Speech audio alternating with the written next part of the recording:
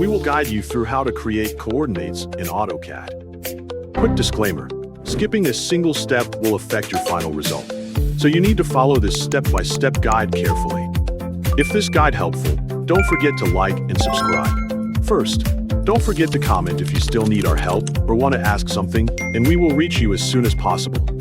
Second, begin by launching AutoCAD by double-clicking the AutoCAD icon on your desktop or selecting it from the Start menu. Open a drawing by clicking New to create a new drawing, or Open to access an existing .dwg file. Click inside the command line, type 𝗡𝗘𝗘𝗗, and press Enter to open the point style settings.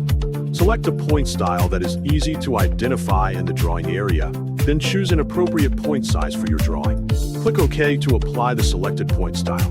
Next, click inside the command line, type PO, and press Enter to start the point command. Then place the point in the desired location.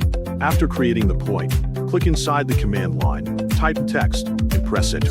Specify a location near the point to create a text box. Delete the default text inside the 𝗟𝗚𝗏 editor so the text box is empty. Right-click inside the editor and select Insert Field. In the Field dialog box, choose Objects from the Field category. Click the Object button and select the point you created in the drawing. Choose the Position X property to display the easting or X coordinate of the selected point. Then click OK to insert the coordinate into the text. Copy the completed text and place the copy below the original text.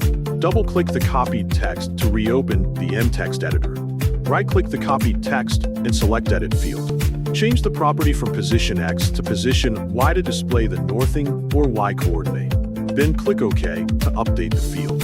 Your drawing now displays both X and Y coordinates, making point locations easier to identify, reference, and update automatically whenever the selected point changes position.